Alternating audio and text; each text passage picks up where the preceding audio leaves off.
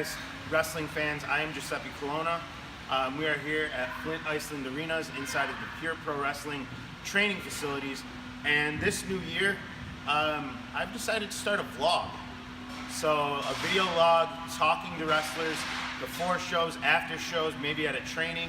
Guys of interest, guys that are kind of standing out and maybe making a stamp in the industry, making their mark, if you will. And without further ado, my first guest on this first edition of my vlog, the one and only Nolan Edwards. Ooh, go get your glasses. My glasses. See, I mean, this is gonna be live as live can be.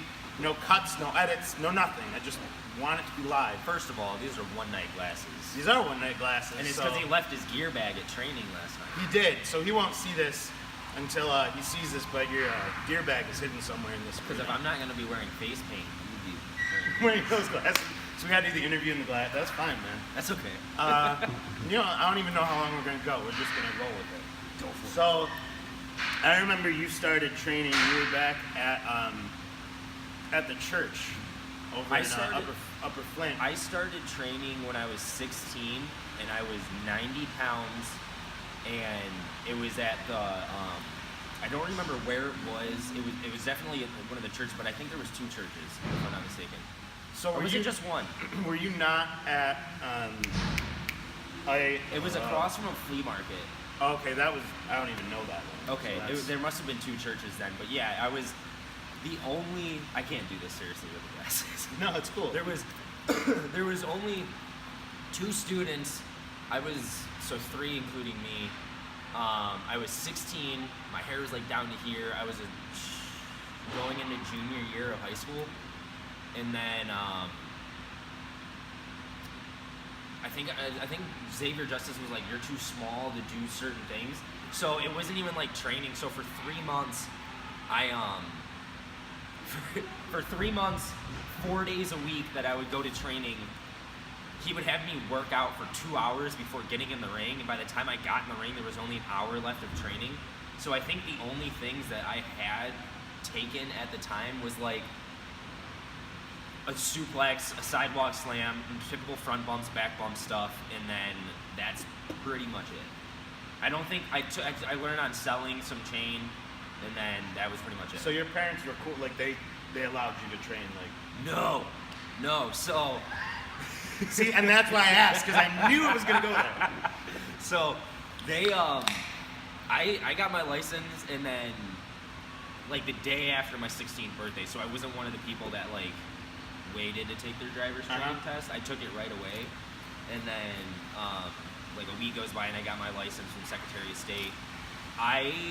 The next week started driving 50 minutes from where we were up to Flint, didn't let them know I was going to Flint, and spending every single like dime I had on training. And I didn't know anything about working out or like me eating right at the time. You're 16 years old. You're training and wrestling for the first time. I'm driving a distance. Yeah, you're doing a huge distance because I know you live in Troy and you went to Troy. Yeah. Athens, I think. Troy High. Troy High. But like, because we're from the same area. Yep. So yeah, you were driving from Troy to Flint, 16 years old, and then all of a sudden you stopped. Not to mention, I didn't know how to drive that well. So why, was this in the winter or was this in the? At least it wasn't in the. No, it was in the summer. Okay, so that's it was good. in the summer. But like, so why'd it come to like a screeching halt? Like, if you're driving there like all the time, training, like parents found out, how it started. They definitely found out, but right when they found out was when I had to stop because I had to go back to school. Okay. And with the schedule that I had for school, I wasn't able to. I don't know. I was working a full-time job at the same time I was going to school. So when I went back, when I wasn't at school, like I remember we got out of school at like 2:04. It was a weird time to get out of school, like 4 minutes after 2. It made no sense. But 2:30, I started a shift for closing till 10 at night. So when I met you, when we met, was that round 2 of training? This was round 2. So really, I don't even consider. Hold on. Really? That was round 2 when we met. Yes, I don't consider And I don't consider when I was 16 training though. So, but what blew me away is like you came in, like Ace Evans knew who you were. I had never met you before, and we were just kind of working out together. But it seemed like you had your bearings a bit, or at least you came off that way. My first day back to training, I wasn't even going to come back to training. I came to Pure Pro specifically to use like what I went to school for, or graduate school for film, specifically to be like, oh, can I film the events? Can I do this and that? And then Ace recognized me and told me to get in the ring, and then I was like, oh, I don't have any. I think I was just trying to back out of it. I was like, oh, I don't have any gear or like shorts on or whatever, and I was wearing skinny jeans. And he was like, oh, that's practically what we wrestle in, so just get in here. So I got in, and within like the first 2 days I came back, so the first like 4 hours of training, I was already taking stalling suplexes and like back body drops, because he was like, do a front bump. I did a front bump. Do a back bump. I did a back bump. He's like, yeah, you still got it. Which was weird because I hadn't done it in like 3 years. The bumps are something you kind of, when you learn them, you learn them. Yeah, that's hopefully you retain them. which I did. But, so you went to school for media arts, we'll say, to kind of generalize the term. Pretty much. You worked for MTV? I worked for MTV. Okay. So see, I don't think this was in any of your other No. podcasts or articles or anything of that. So you worked for MTV? No, I worked for the reality show Catfish. Okay. Straight out of film school or media arts, whatever. I was like, there was this guy that graduated a year before me that reached out to the school saying he was getting really good gigs but can't get them all because he's filling up dates or whatever. And he said, so who are your 2 best students? The school gave them my name and someone else's name. And then he reached out to me and said, hey, there's this reality show, whatever, they're gonna call you. Just expect a call. And I was like, thanks, stranger. And then 20 minutes go by and I got a call. I did an interview over the phone, and then they didn't even tell me who I was working for. And then the last possible second, right before they're about to hang up, they're like, oh yeah, by the way, the show is Catfish, it's season 6. And I was like, shit. And there's been like 2 seasons since that I've helped them work on. We're gonna say what we want to say. It's my vlog. So if you saying shit, was Catfish bullshit? Was it just like, was it all made up? Was it like enhanced for TV purposes? No, that's 100% real. Nothing's fake about that show. Okay. The only thing that was, and I don't care if like whatever happens, but the only thing that was fake about that show was, and it's not really fake. It was like if there was a house that we were trying to film in that was either too small to fit a film crew, or it was just like a really dirty house, or there was lots of animals, we would buy an Airbnb and pretend that was their house. And that, like, everything else was real. It was just like, we can't possibly film in this house and make it work. Gotcha. Whether it was lighting or whether it was like too small. So it was crazy. That was the only fake thing about it, per se. Let me just take a second, and for you guys that think this is just like a one-on-one, Taylor, if you could pan the camera that way and pan it back to me. Oh, this is totally just like, why not, man? Why not? Because we want to know about these guys, and like, I figure, what the hell? I got a mouth, I'll do it. That's true. So Nolan's coming at us first, and then we'll see who we get from there. But it's just interesting stuff to talk about. So you did Catfish. I did Catfish, and I did an episode of Real World. Oh, cool. That was crazy. That's Real World about it. isn't really huge as it was, I guess. Not as it was, no. So you got to be on scene. So where was Real World? Or Catfish? Like you were living Catfish out of was state. everywhere. Catfish was everywhere. So were you traveling all the time, or were you like living? Well, it was, they get, the position I was in, they would get different people for different things. And, like, it was, basically they had their people that they would go to that they knew were in that state when they went to that state. So, like, I was local for, like, Illinois, Ohio, Michigan, whatever. Okay. So you got into Catfish, you got all that. So, you know what? I'm a generous guy, so let's plug. Do you remember you had that first podcast? Who was that with? Robin Nelson. Robin Nelson. It was Wrestle Popcast. Wrestle Popcast with Robin Nelson. You can find a little bit out about Nolan Edwards on there. You just did an article for Hollywood World of Sport. Hollywood World of Sport. Joey Williamson. And that was with Joey Williamson. So you can read that article. Yeah, there's the difference. And it's a good article. You said you got into a little bit of depth about Cora and that whole. We got into a huge depth about that. Excellent. So, is there any tidbit? Because I'm not going to give fans the same thing that other articles or other interviews gave. So, is there anything you can give me that's something outside of the realm of what you discussed? Along this, like, along the same lines, or could be totally something off the top. This is open-ended question to Nolan Edwards. Basically, and I haven't touched base on this in any of the two that I did so far.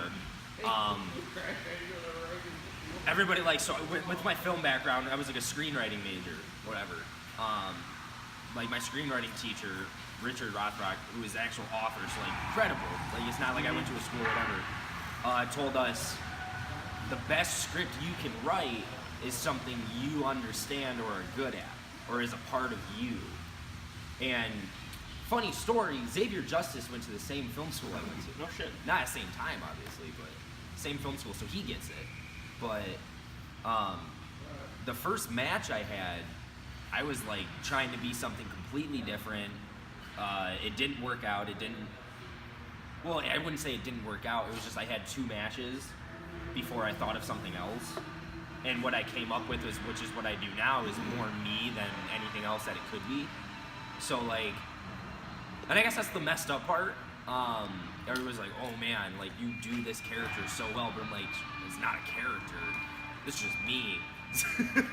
Like, oh, why do you paint your face? Probably just because I'm super uncomfortable in my own skin to begin with. Well, why do you write stuff on you? I was like, first of all, I just thought that was cool. I'm not gonna lie. As you do. You're what, 20? 20, yeah, 20. I'll be 21 in a few months. Yeah. It's cool. I'm about to plug a future show. April 6th, Pure Pro Wrestling is going to do a cancer benefit show at the Flint Iceland Arenas. It's also my 21st birthday, but I'm straight edge, so I don't drink. So, like, come Bring and have an on apple juice box. the Virgin Shirley Temples. Virgin Shirley Temples. Yes. Yes. No, but a lot of people. That's it's April kind, 6th. April 6th, yeah. And I'm kind of backtracking, but it's kind of funny. I remember the first match I did at XICW. I was helping set up the ring there a lot before, and so guys got to know me, and then they like saw like, oh, was such a nice guy, whatever, and everything. And like, partially I will say that because Ace Evans was one of my trainers, and he is all about etiquette, and so I felt like I learned the right way. Except with Congo. Yes, but we're buddies now. Yeah, Steve's a cool guy. That was a funny experience. But so I was just like doing everything right per se, and so when it came time for my match to happen and like the music hit and there's that laugh, and then I came out and I'm like covered in paint. No, I actually wasn't in paint at the time, but I come out. I had the jacket. I had a shirt on with blood all over it that said XICW versus Edwards. I'm getting a little crazy. And I remember guys just saying like, man, it's like a completely different person. And I was like, is it really though? Or was I just fake being nice in the locker room? I mean, your gimmick's a gimmick, and I think you do a phenomenal job at it. See, he says that. No, I mean it. A lot of people say that, but I don't know what I'm doing with it. I mean it. Like, we train together, we've worked out in the gym together, texted together, like, Yep. Say we're friends, so like, I'm not just blowing smoke up your ass. Like, I think you really do a phenomenal I wouldn't job. want you near my butthole anyways. I don't think my wife would want I that don't near think your wife would like that. So Cora would shoo you away. There's a bubble. there's a bubble. Yeah. You are the bubble boy, Nolan Edwards. So, I guess we'll close out here. Maybe I'll do a second one with Nolan Edwards. Where can we find you? I should take the glasses off for that. I have a Facebook page. If you just search Nolan Edwards, you're gonna see a picture with a dude just covered in paint. It's gonna look creepy, but that's me. On Instagram and Twitter, official Nolan Edwards, or at official Nolan Edwards, I guess, and then the Nolan Edwards YouTube page. Typically a day or two after shows, a full match, and then for certain matches, a highlight reel gets uploaded. I'd say Instagram is the best way to find me. I'm constantly posting on there. But he doesn't answer his Friday questions. I didn't answer your Friday question. Because your Friday question was regarding, hey, we're gonna film this, and what are we doing right now? The day after you sent me that. But what about the I signed boobs question? You skipped over that one. I signed a boob once. So you can find me. I'm gonna post this on my page, obviously, Giuseppe Colonna, my Facebook page. So that's how you can find me. Giuseppe_D on Instagram. That's G1USPP3_D. And I don't twat much, so good luck finding me on Twitter. And my YouTube page, Giuseppe Colonna. GIUSEPPECOLONNA. And we're out. Thank you.